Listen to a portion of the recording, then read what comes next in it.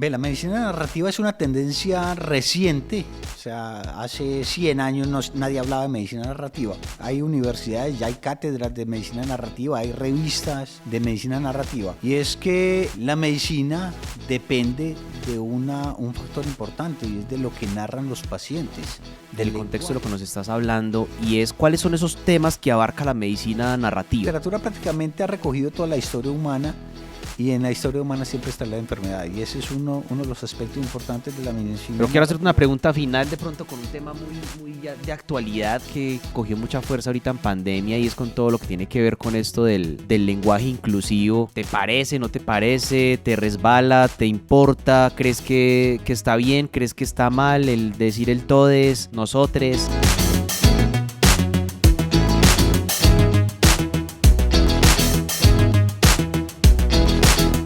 Bienvenidos de nuevo a un episodio de Revive Podcast. El día de hoy tenemos un invitado muy especial, prácticamente ya de la casa, el doctor Carlos Velázquez. Vamos a estar hablando de un tema súper importante. Hemos hablado con él temas de la literatura, de la escritura en el tema médico, de la historia clínica.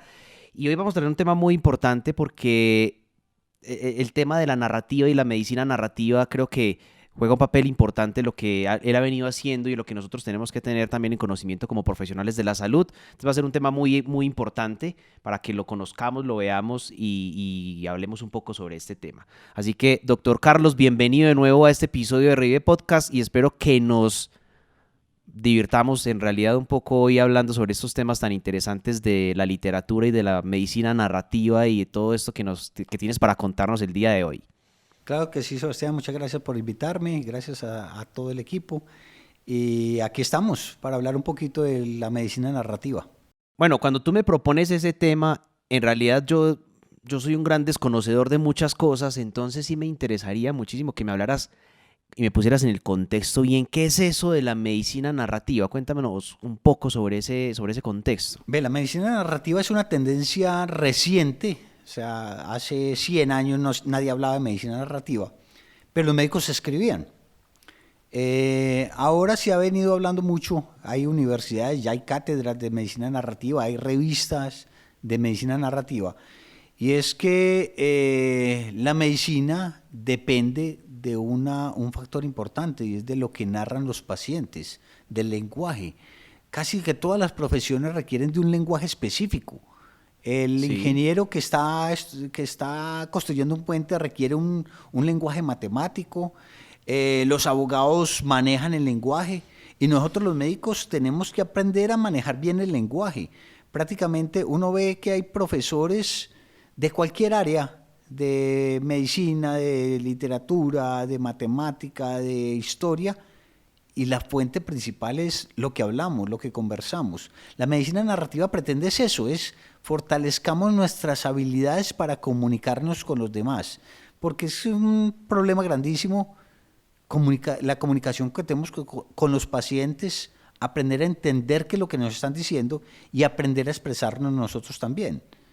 Muy pocos de nosotros nos enseñaron técnicas de comunicación con los demás, y ahí es donde fallamos muchas veces en exponer un montón de cosas frente al paciente, o de hacer una pregunta, o de diligenciar bien una historia clínica.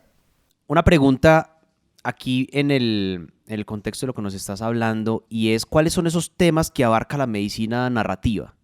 La medicina narrativa tiene varios aspectos y varias formas de enfocarlo. Uno es lo que cuenta el paciente, es decir, cuál es la narrativa del paciente, aprender a interpretar lo que el paciente nos está diciendo.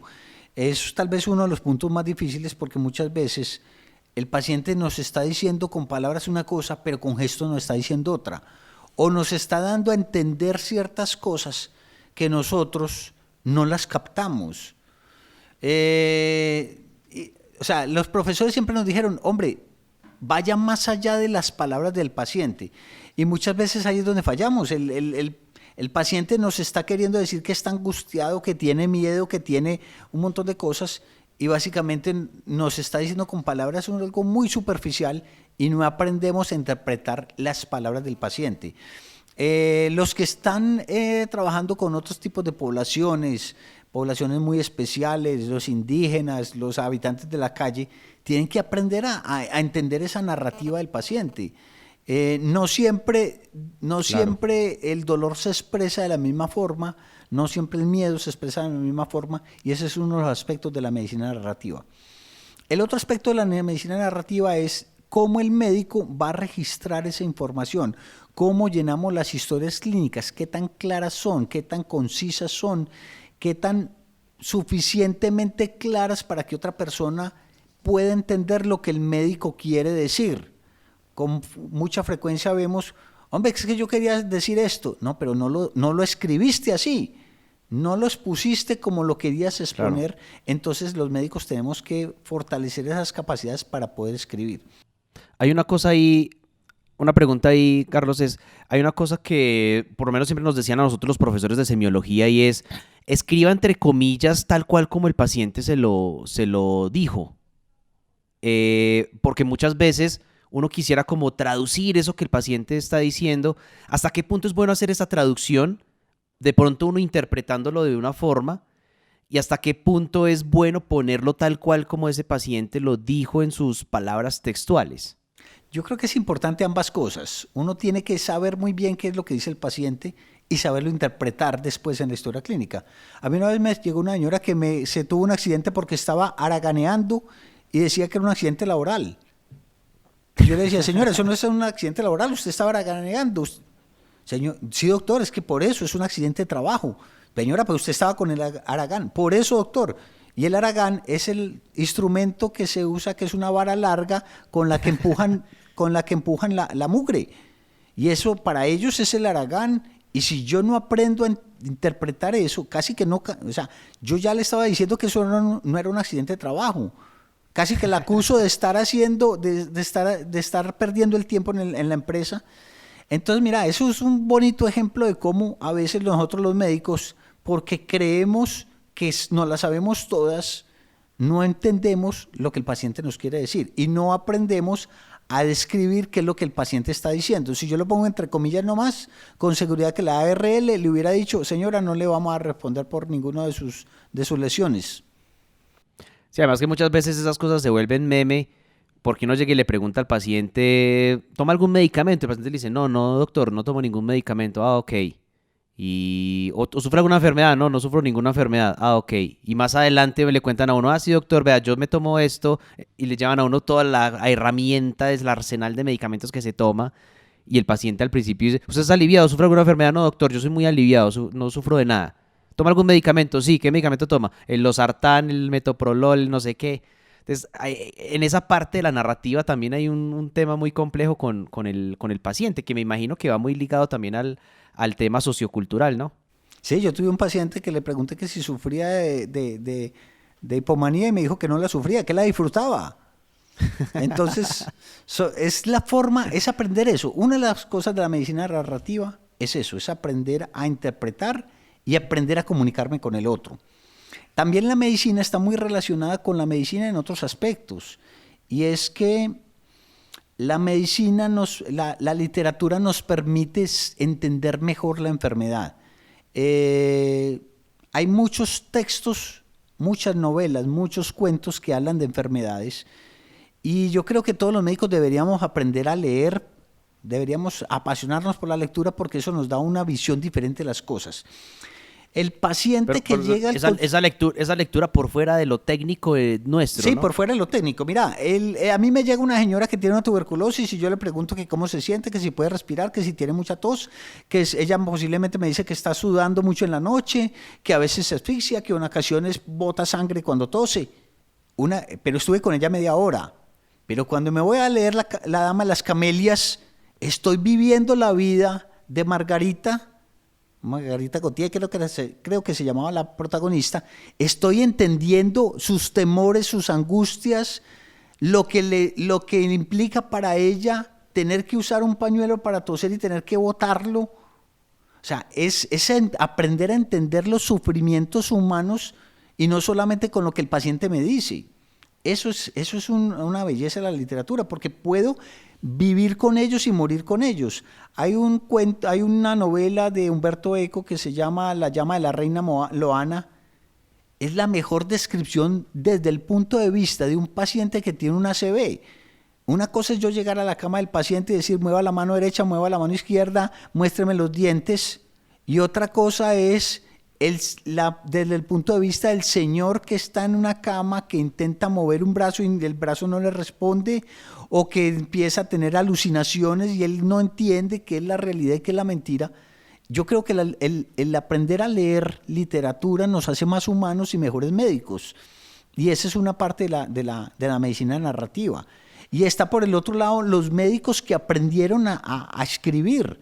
O sea, no sé si todos lo sabrán,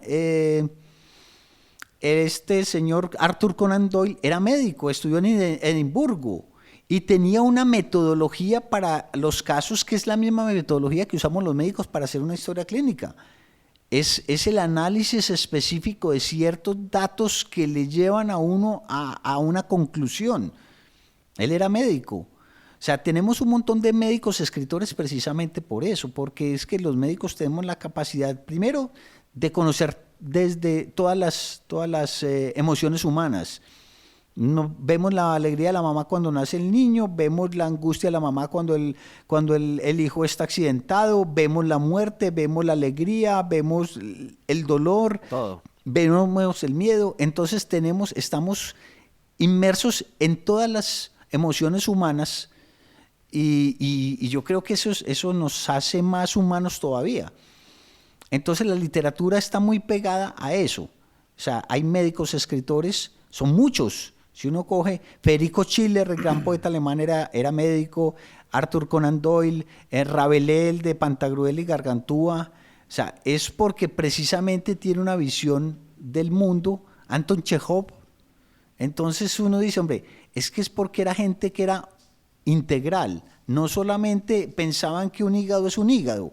Sabían que ese hígado estaba pegado a una persona que sufría, que se alegraba, que tenía hijos, que tenía ambiciones, que tenía decepciones.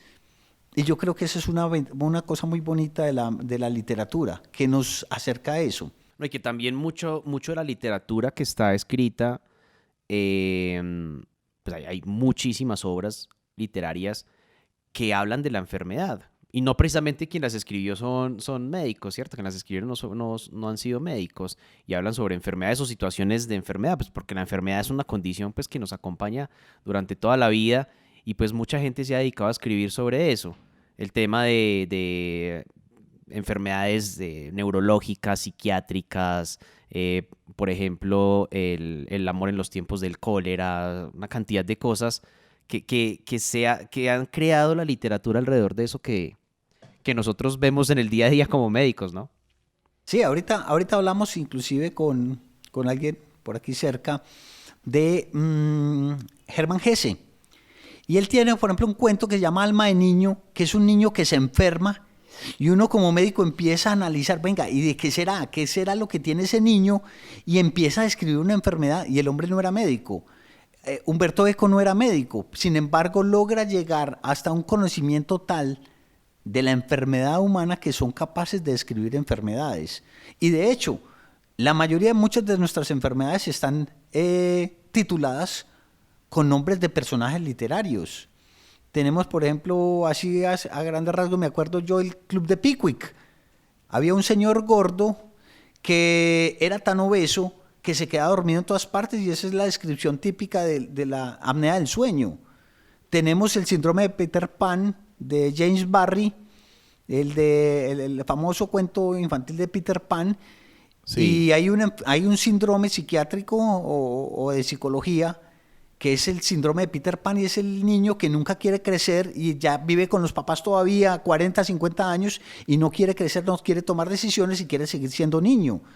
Tenemos en psiquiatría está lleno, está el síndrome de Capgras, que es por un personaje, que se basa en otro personaje que se llama el Socias, que es una historia en la cual Zeus se hace pasar por el rey anfitrión y para ir a aprovecharse de la mujer de él. Y es un síndrome ya conocido en el cual yo creo que me cambiaron la persona. Entonces vos estás con tu esposa y vos estás convencido que esa esposa no es la original y que te la cambiaron. Qué bueno, hombre. Entonces, la psiquiatría sí que está llena de eso. Está el síndrome de Cotard, por ejemplo, Sí. que es el creer que yo estoy muerto, yo soy un cadáver y me siento como si fuera un zombie y yo no creo que yo estoy vivo. Tenemos así el Edipo o el complejo de Electra y todo eso es sacado de literatura. Entonces es muy interesante todo esto porque es que la literatura nos ha dado un montón de historias, el Otelo, el famoso de la celotipia de Shakespeare, y existe, ya es considerado una enfermedad.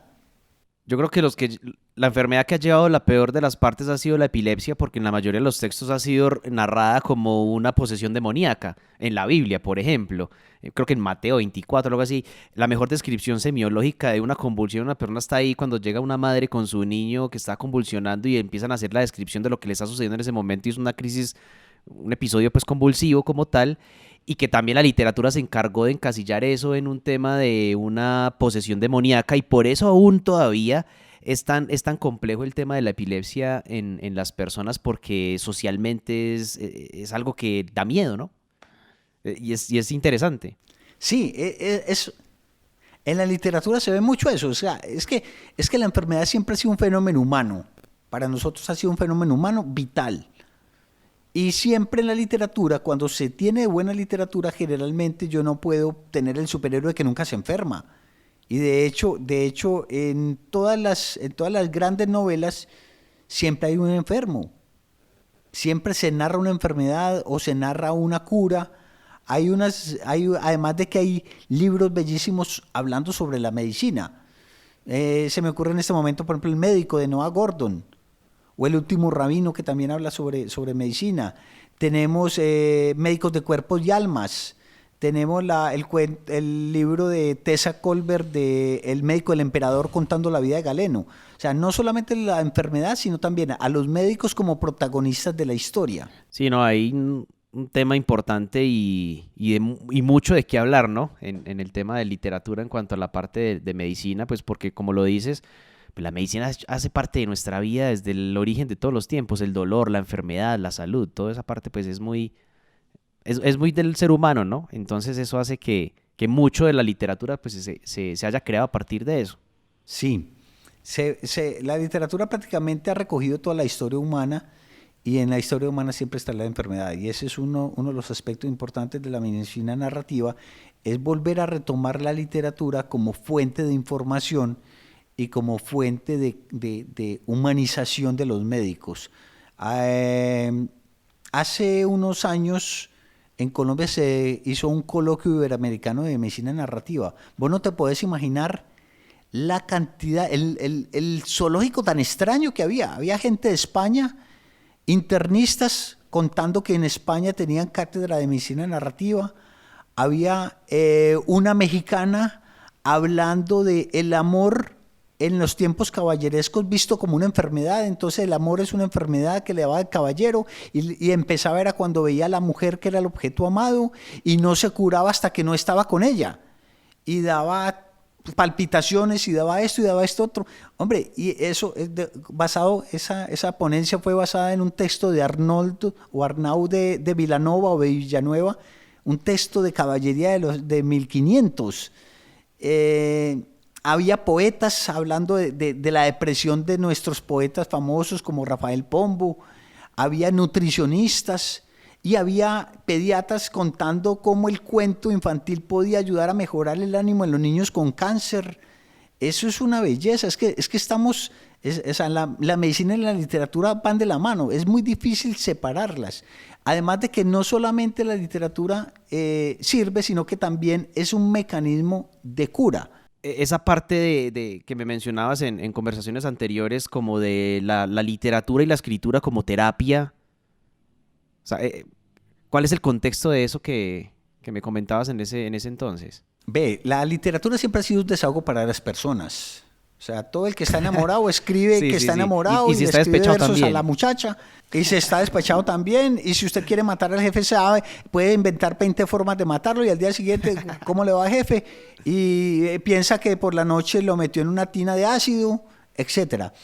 La literatura sirve para desahogarse y para resolver sus propios demonios, para sacar sus propios demonios. Recuerdo mucho un trabajo muy bonito que hicieron, hubo varios, pero uno de los que más recuerdo fue en el Hospital Pablo Tobón Uribe de Medellín, que hicieron un trabajo con la gente que estaba, con las mamás de niños enfermos, y los pusieron a escribir cuáles son sus temores, sus dudas, sus angustias, y después se reunían todas las mamás y empezaban a leer los textos y entre ellas mismas se respondían y se ayudaban. Es una terapia buenísima. Hay un texto muy bello de Viktor Frankl, El hombre en búsqueda de sentido, y habla de todas sus lesiones, toda su experiencia en los campos de concentración, y eso le ayudó, el escribir esa historia le ayudó a prácticamente ser el fundador de la logoterapia. O sea, de ayudar a los demás y de encontrar un sentido de la vida, y mucho del sentido de la vida es precisamente escriba cuáles son sus expectativas, cuáles son sus angustias, qué espera del mundo, qué espera de los demás, quién es usted, descríbase. Si de todos nosotros cogiéramos un lápiz y dijéramos descríbanse, ¿qué encontrarían? Posiblemente sacan un montón de cosas que a lo mejor ni las habían pensado.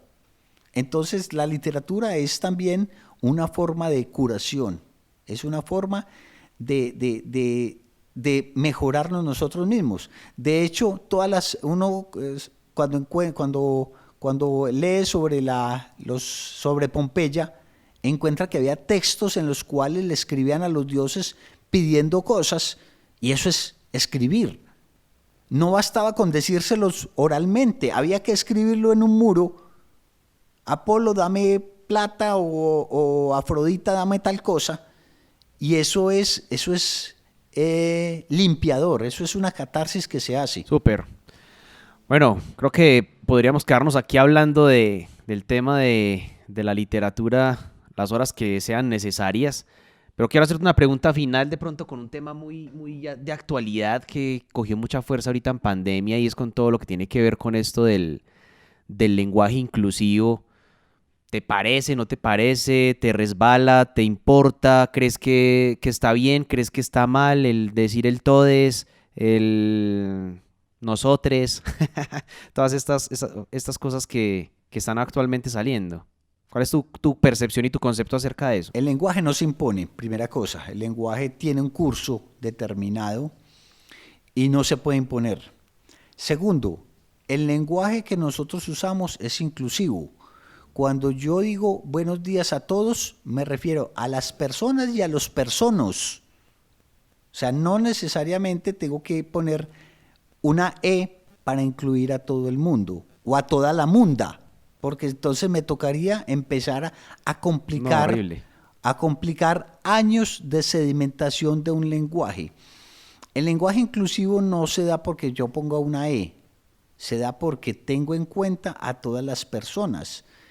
Si yo fuera a cambiar por la O por la A, tendría que poner a todos los taxistas, a los modistos, a los pilotos, sí, a las pilotas, a todo eso. Yo creo que es complicarnos la vida. Yo creo que antes, con esta pandemia, debemos aprender de que las cosas tienen que ser lo más fáciles del mundo. No, es más fácil decir buenos días, señores padres de familia, que decir buenos días, señoras y señoras, ustedes son las mamás y los papás de los niños y las niñas de los... No, venga, hay formas, o sea, ya esto se ha sedimentado. El lenguaje va cambiando, pero no se impone. Cuando yo digo sí, porque uno de los argumentos ahí es que el lenguaje evoluciona. Sí, pero evoluciona, no se impone. Evoluciona en el tiempo, y una evolución no es de la noche a la mañana. Las evoluciones que se imponen no sacan monstruos. Las quimeras, las famosas quimeras de la literatura, los monstruos de la literatura. Frankenstein se puso a hacer algo, el Víctor Frankenstein, cuando empezó a hacer algo forzado, falló. porque es que las cosas no se imponen. Posiblemente van tomando su curso, posiblemente las cosas van tomando su curso. Hay palabras que para nosotros en este momento son muy normales y hace 200 años eran otra cosa diferente, significan algo diferente. Cuando hace 200 años usted le decía algo que esta moneda era chimba, quería decir que era falsa. En este momento Sí. tiene otra implicación diferente. Así pasa con todo, pero es porque el uso lo va convirtiendo. Nosotros no podemos forzar a nadie a que use el lenguaje como políticamente correcto. No, eso se va dando. Él se va dando solito. No es necesario que nosotros lo forcemos. Cuando lo forcemos, y sobre todo que es que forzarlo, tal como lo están poniendo en este momento, implica un exceso de esfuerzo para poder conversar. Hay una cosa en literatura que es la Sí, economía es del tenaz. lenguaje. La economía del lenguaje es diga las cosas de la forma más fácil posible para que todos la puedan entender bien.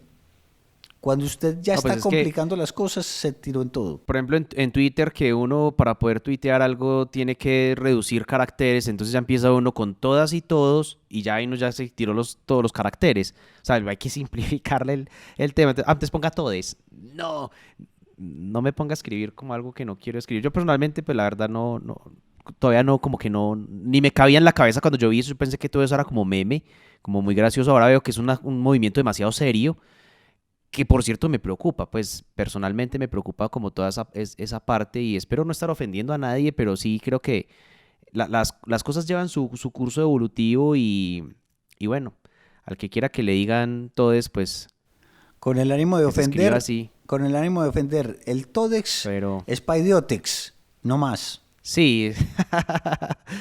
Ok, bueno, doctor Carlos, de verdad que muchas gracias por estar con nosotros en estos espacios de Revive Podcast. De verdad que son temas súper interesantes. Espero que tengamos muchos más episodios más adelante. Y nuevamente felicitaciones por todo ese proceso literario que has ido creando y has ido construyendo pues alrededor de tu profesión como médico y como gran profesional que eres. Y muchísimas gracias por acompañarnos el día de hoy. Muchas gracias, Sebastián, a ti por haberme invitado y a todo el equipo de producción. Muchas gracias por esta conversación tan agradable y por habernos vuelto a encontrar. Súper. A todos ustedes, gracias por llegar hasta este momento de este episodio de Revive Podcast. No olviden suscribirse al canal de YouTube, dejar sus comentarios aquí en la caja de comentarios. Si están de acuerdo con el lenguaje inclusivo, pónganoslo acá en su caja de comentarios y denos su punto de vista. Si no, también nos encantaría escuchar esas opiniones que tienen al respecto. Y bueno, para que por favor nunca se olviden y nunca se les pase un nuevo episodio, dele a la campanita de notificaciones para que siempre estén ahí al tanto de todos los episodios que estamos subiendo en Revive Podcast. Y nos vemos en un siguiente episodio. Chao. Chao, doctor Carlos. Nos vemos. Muchas gracias.